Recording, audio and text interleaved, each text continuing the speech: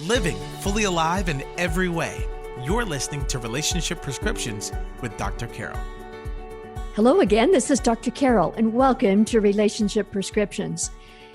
If there was a problem that affected at least 70% of even Christian men and 50% of Christian women, and every parent and child in this country, and frankly, pretty much around the world, wouldn't you want to do something about it?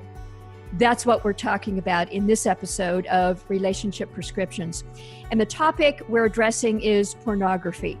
Yes, those statistics are probably small compared to the true impact of pornography in our culture, in the church, in our families, for our children. This is, as some have called, a tsunami in our world. But there are people who are doing something about it. One of those generals in the fight against the impact of pornography is Ron DeHaas, the founder, developer, CEO of Covenant Eyes. He and I had a conversation in this episode that you will find both sobering but also empowering. When we come up against a big problem, such as pornography that impacts maybe your own life, maybe your marriage, maybe your children, it can be tempting to look the other way because it's too big, it's too overwhelming. You maybe feel shame, maybe you feel powerless, but you don't have to be that way. There are people who care, and there are tools to help in dealing with this problem. That's what this conversation will help you understand. And I feel more encouraged than ever after my conversation with Ron, because these tools can be effective. So without taking any more time, here is my conversation with Ron DeHaas of Covenant Eyes. Well, Ron DeHaas, it is an honor and a pleasure to have you on our podcast today. Thank you for joining us. Dr. Carol, I'm really happy to be here. I'm looking forward to it. We should have a good time. Yes. Well, this is a challenging area that, frankly, I hear a fair bit about from both men and women who talk to me or email or write to me, this whole area around sexual integrity and then pornography. Covenant Eyes is such a big part in helping individuals come through that. But before we get into the details of Covenant Eyes itself, let me just ask you, Ron, how did you personally come to be so passionate about addressing people who are struggling in this area? Oh, well, there was a journey. In 1992, I lost my family in a car accident. My wife and two children were killed in a car accident. Oh, wow. And so from that time on, I really had a passion for families. I think that was a natural outgrowth of that.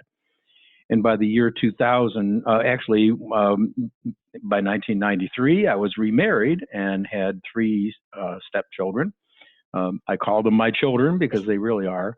Yes. And then my wife and I had another child as well. So with four children going into the internet age in the year 2000, I realized the dangers of the internet, even back in those primitive days. It was about the year 2000 that 50% of the people in the United States were on the internet. And one of them was me. And I realized the dangers, and I wanted to do something about it, if nothing else, just for my two teenage sons. I investigated the issue of filtering, that there were lots of filters out at that time. They didn't work in a number of ways. Number one, they were easy to circumvent. More importantly, when they are circumvented, there's nobody that knows it. Nobody knows that it was circumvented. And it actually presents a challenge. This is something I've learned over the years, is filtering really presents a challenge for teenagers, especially, to try to get around it. They have some element of pride when they finally get around the filter. So that's not what I want. I wanted to train my sons in the disciplined use of accountability and developing a discipline of being transparent in their lives.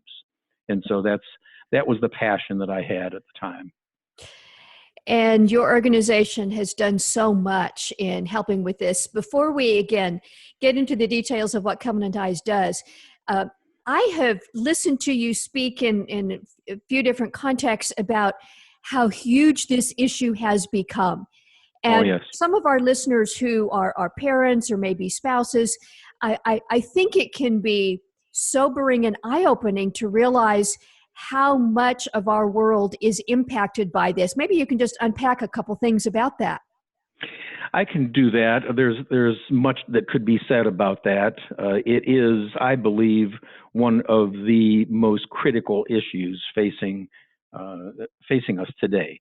It really is devastating. It's devastating families. It's this devastating people's own sense of self-esteem. And so I really believe that this is, and I think there are many statistics that bear this out, that pornography is affecting our culture in a very negative way.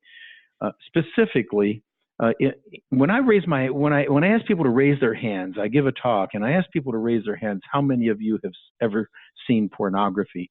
Everybody raises their hands. Yeah. And I say, how many of you have never seen pornography? And I think in over 5,000 people that I've asked that, maybe 5 people have raised their hands, and they were all little old ladies. And so that's just who they were.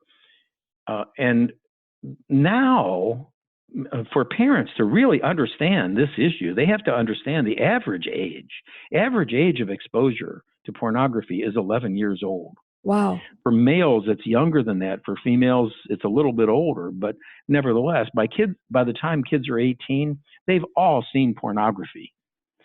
So in these transformative years, those years, the teenage years, when they are growing, their hormones are starting to develop, they're developing themselves, maturing. To have pornography be the teacher for their own sexual identity and their own sexual attitudes, their own attitudes toward the opposite sex. 80% of hardcore pornography today has violence in it. And so imagine training your teenage boys to understand that a good sexual relationship is to have violent sex with your partner. And that's how we're training them, by having them look at pornography. And Ron, so this is a cultural issue. You have said something that I don't want to pass over. We're not talking about just the, quotes, simple naked pictures that some people that maybe a little older think of when they think of pornography, the violence as you talk about it. This is dark. Yes. If any of your listeners think that pornography is what they might have seen in Playboy magazine at some time, it is not that. A couple of clicks away at any time, violent pornography, rape and violent pornography, and really bizarre pornography. And if you type in on a Google search, pick a noun, ducks, and add pornography, duck pornography, whatever noun you choose, you're going to find the most bizarre things on the internet. And I'm not encouraging anyone to do that. Please don't do that. But that's just by means of example to show, yes, you're absolutely right. It is not, it's not soft pornography by any means.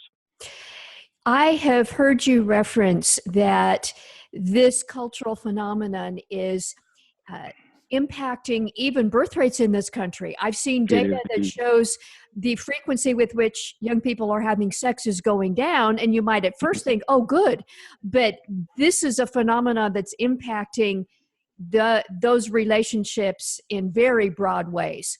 Oh, it certainly is. It's such a tragedy. The statistic that you just mentioned, I don't remember the exact numbers, but you're right. The incidence of sex and even teenage pregnancy is going down. But one of the underlying factors in that is the fact that the use of pornography is so rampant. And young men would rather, and this is just by surveys, young men would rather have sex by themselves on their computer than with a woman. Wow. By the time they're 18, this is what they've been trained to do. And so that's what they seek out. And so, as a matter of fact, they really don't even want to have sex with a woman because they find satisfaction in pornography. I hear, Ron, from more wives on this particular point that their husbands may be engaged in pornography and feel like it's no big deal. And the wives are feeling lonely and isolated and being made to feel like they're strange because they're not accepting the fact that their husband just does this. Yes, it's amazing to me how women, at least at some point, are some women, and not all women, feel that they are somehow supposed to allow their husbands to do this, and that just is not the case. They don't realize how damaging pornography is to their relationship. So that's a very important thing. And we've assumed in a few of our comments here that this affects men more than women, and statistically that may be true. But I hear from young women, middle-aged women also, Ron, that in our current culture, this isn't only a male phenomenon, it is affecting women too. It is indeed, and growing. It doesn't affect women as much as men, in numbers, that is, but nevertheless, it is a growing number. It's upwards of 50% now of women also participate in pornography. Yeah. And sometimes you'll hear even a counselor even say, well, you should watch pornography together. Yeah. And that'll somehow help your marriage. I guarantee that doesn't. The statistics clearly show that is damaging to the relationship. It might give you a stimulus, the first couple of times, but in the long run, it is very damaging to a relationship. It may affect the sexual activity at the moment, but it certainly destroys intimacy.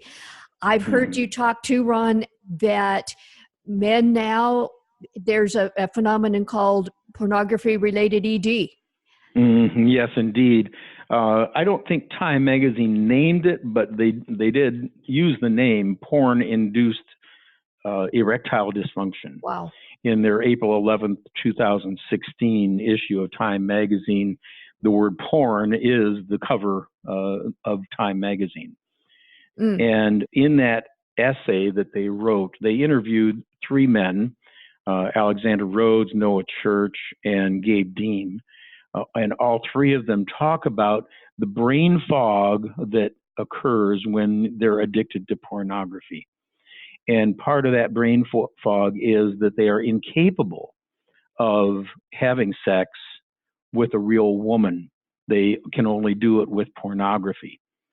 And in the days of smoking, where smoking was everywhere, the smoking industry, the tobacco industry, tried to poo-poo the idea that tobacco was bad for you. And in the same way, there are some people who kind of poo-poo the idea that porn is bad for you. Back in the days of tobacco, though, if my grandmother smoked 3 packs a day and she died of lung cancer, I don't need a scientist to tell me what caused her death. And in the same way, these three guys said, I don't need statistics to tell me. I know that I can sit in front of my computer and have no problem coming to an orgasm, and then with a female they cannot. I have a good friend who shared with me he had been addicted to pornography since he was 12 years old. Addicted to pornography, a common story. Wow. Addicted to pornography since he was 12 years old, and the first time he was with a woman when he was 19 years old. The very first time that he was with a woman, he could not have sex. And that's a 19-year-old boy, really. And that is Viagra tragic. sales are soaring. The reason you see so many Viagra ads on TV is you think, oh, well, they're marketing to the 80-year-old guys who are old now. No, they're marketing to the 18-year-olds, 18 to 30-year-old group, definitely. Wow. Well, Ron, let's accept that our listeners have been sobered again about how big this challenge is. And now for those who are trying to overcome, one common thing that I hear from people who are wrestling with getting past pornography is a statement something like, I've tried to quit and I can't, and God hates me, and I prayed and I just can't do it. Has God forgotten me? I'm sure that's not an uncommon thing that you hear as well. It's not at all. I hear it a lot. Well, one thing is certainly education. And if people understand the statistics, even like the porn-induced erectile dysfunction that I was just talking about, in 1948, there was a study that less than 1% of men 18 to 30 had erectile dysfunction. In 1992, there was a study, and these are all peer, the 1948 study was the Kinsey report. And then in 1992, there was an article in the Journal of the American Medical Association that said it was less than 7% of men 18 to 30 have erectile dysfunction. Since 2012, there have been 4 peer-reviewed studies that indicate that today, more than 30% of men 18 to 30 have erectile dysfunction. And so when you start realizing this is a civilizational crisis, that helps you at least develop a zeal against it. Yeah. Now, if you're truly addicted to it, then you can't overcome it. How do you overcome it? And so one of there are 2 aspects of that I recommend to people. Number one is transparency. Tell someone about it, whether it be your spouse or a trusted friend, a counselor or a pastor or whatever. It's important to share that and be transparent. When you do that, you'll learn you're not alone. There definitely over 70% of men struggle with pornography. And so that is the very first thing, is to be transparent. And the second thing is, and this is what I have found to be the most effective tool, and we have 300,000 users who use Covenant Eyes who say it is effective. Let's see, we just completed a survey, and 85% of Covenant Eyes users say that this software is effective or very effective in helping me overcome pornography. And it doesn't cure it. This is not a cure. This is simply a tool to use on your computer. You install the software on your computer, the Covenant Eyes software on your computer. Once it's installed, it analyzes the images on your screen. We call it screen accountability. The beauty of the program is it's not just the internet, it's whatever's on your screen. So if you have a smartphone and you take a picture and that picture appears on the screen, we analyze that picture. And if it's sexting, it's going to register that. And then a report goes to your accountability partner. And that report then allows your accountability partner to come back to you and say, what's going on now, and to help you overcome that pornography. And so that's the idea, is it helps you be transparent. Wow. In fact, it kind of enforces that easily. It's not this program is very easy to use. It just resides on your device, on your computing device, and makes it very simple to make yourself accountable to somebody else. Yeah. I appreciate both of those things that you've talked about, Ron. First, on the transparency. The people that I hear from, so many feel like I don't have anybody to talk to. Nobody would understand. Anybody I know would shame me.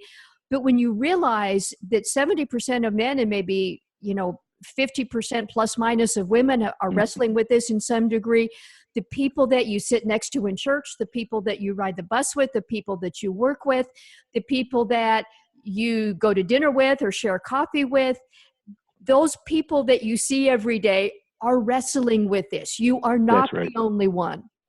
Yep, that's exactly right. And it's important if you're struggling with something like that to know that somebody cares about you. Yes. And so this works best in a situation where you actually turn to someone who loves you and cares for you. Because when you have a sense that, someone actually cares about my issues, that helps you overcome it. That does help you overcome it. Turning the light on, disinfecting the shame. Mm-hmm. That's a biblical principle, I believe, too. It is. It is indeed. It is indeed. Don't hide it under a basket. Basically, Right. That's exactly right. Right. If nothing else, I want people to know that I care. I care about our users. That's why we do this. And if they really are having a difficult time, even if they don't use Covenant Eyes, but I think everybody who uses a computer should be using Covenant Eyes. But even if they don't, and if they do, call our customer service on the website, covenanteyes.com. There's a number on the bottom. Our customer service people are great to talk to, and they'll spend time just talking to you. And to let you know, our people who call our customer service know that there is somebody who cares. Yeah. And I want to say too, on the website, covenanteyes.com, there's more than just sign up for an internet accountability or a screen tracking Right. accountability program. There's articles, there's ebooks, there's devotional series, there's stories from people who have walked this journey, a rich source. It is a rich source. Encouragement. Yeah. Yep. And all of those resources are free. There is a charge for the software. It's a subscription, but all of those other sources resources are free. All of our ebooks. I strongly recommend picking one out that speaks to you. There, if you look at the titles of our ebooks, covenanteyes.com/ebooks, and that'll get you there. You will find something that relates to you. Yeah. The idea of accountability, Ron, let's just talk about that for a second. Some people hear that word and it can feel like somebody else is going to be micromanaging me. Somebody else is going to be telling me what to do. Maybe I've tried that before and it was very unpleasant. Yep. Let's demystify that a bit and help people understand how this can be so helpful. Right. If you think that one of the aspects of what you just said, if you think that you are losing control, that the flip side of that same thing is that you are removing your own responsibility from overcoming the issue. You're putting it on them. Right. And no, I'll tell you, accountability, having if you've ever had a transparent relationship, you know that it builds relationships. This is a relationship building thing. And who doesn't want to have better friends, good friends? This is a tool that allows that to happen. And it doesn't put the control in the other person's hands, because that other person can't change you. Right. That just isn't something that happens. You can't change another person. You can help them perhaps change by simply listening and talking to them, but you can't change them. And in the same way, when you install Covenant Eyes on your computer, you're not giving them the control. You're simply giving them permission to look over your shoulder at what you do. And when someone looks over your shoulder, the more transparent you can live your life, the more that people are allowed to look over your shoulder and watch what you're doing, the better, the happier you will be, for one thing. When there is a secret life, when there's a secret life that you're hiding, that secret life has to impact all areas of your relationships. Yes. And your work. And if you're in ministry, it affects your ministry. Imagine the church. 70% of men struggle with pornography. Imagine the cumulative effect, the corporate effect on the church of that very fact. The ministry of the church is being hampered by that. The work at work, wherever people work, the work is being hampered by the fact that you have this secret life that you're hiding. And so be transparent, be accountable. I just have to say, Ron, that I have talked with people in my audience in the past who have found Covenant Eyes so helpful. I talked with a gentleman just within the last couple of weeks who has been using it for many months. His marriage was at an end, and although he and his wife are still working to build their relationship again, there has been so much progress, and he finds Covenant Eyes a powerful tool in continuing to grow. And I like how you said this isn't a fix, it's not a cure, but it's a powerful tool that you can invite God to use as part of your growing. Yes, that's exactly right. And as part of your growing, reminds me, we've been talking mostly about people who struggle with pornography, which absolutely the vast majority of our users struggle with pornography. However, there is the group of parents out there probably who struggle with pornography themselves. And this is an important tool for their kids as well, before they are exposed to pornography. There is a very good book I recommend. It's called Good Pictures, Bad Pictures by Kristen Jensen. And that gives you, the parent, some information to provide for your children. And there's a very simple plan. She calls it a can-do plan. The letters CANDO. You teach your kids when you do see bad pictures. Yes. And depending on the age, Kristen recommends different names. When you see bad pictures, number one, and this is the letters CANDO, close your eyes immediately. Always tell a trusted adult. Name it when I see it. Mom, I saw pornography. And then distract yourself. And then order your thinking brain to be the boss. Mm-hmm. And to teach your kids that, so that the very first time they come across it, that gives them the tools to turn away from it. And so and we just finished a scholarship, grading scholarship essays. We have a scholarship program every year, up to a $5,000 scholarship for Covenant Eyes users. And since it's a scholarship, it's fairly young people. And most of the entrants into the essay program have been raised with Covenant Eyes on their computer. We've been in business now for 19, going on 20 years. I love that. So most of these kids have been raised with Covenant Eyes, and to hear their testimonies, how many of them say, I was addicted at 12 years old, and then my parents put Covenant Eyes on, and it trained me, and I'm very thankful. Other kids say, I never had a desire to look at pornography because I had this on my computer.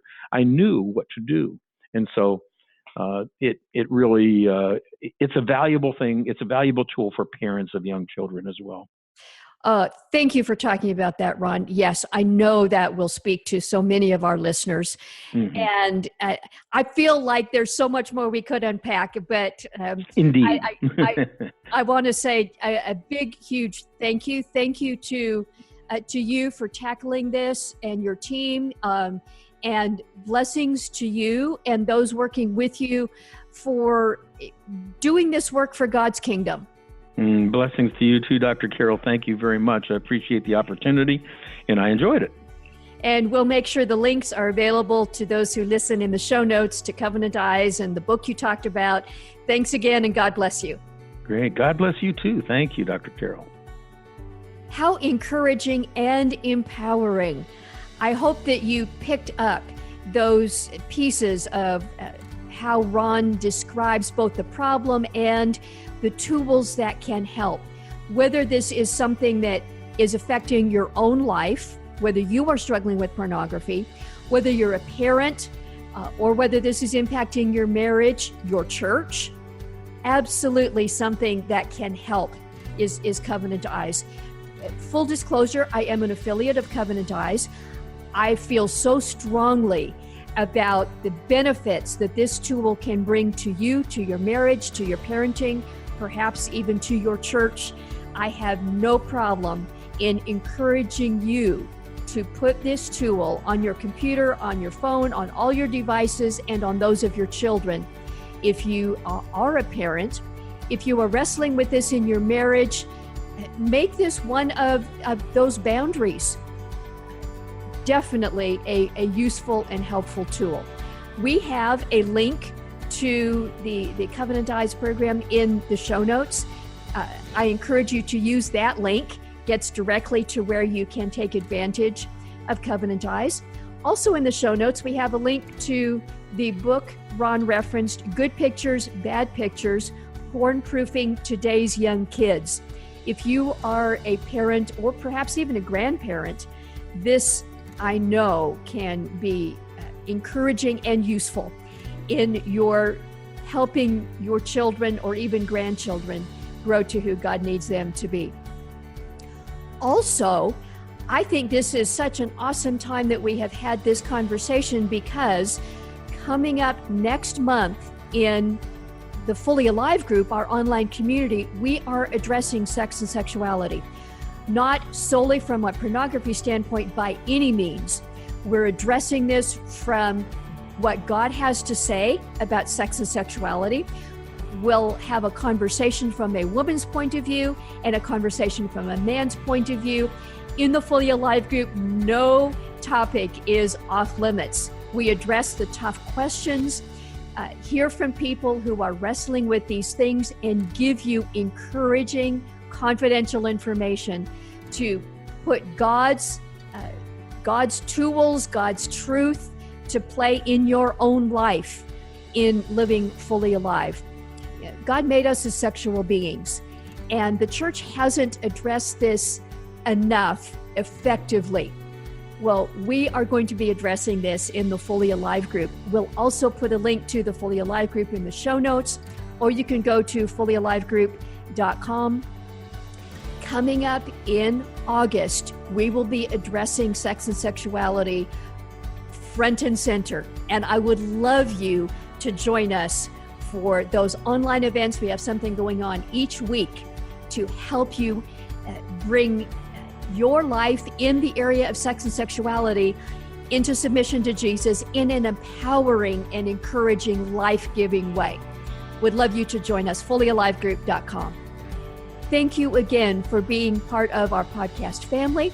I love to hear from you. You are in my prayers. And until next time, may God bless you. Thank you for listening to Relationship Prescriptions with Dr. Carol.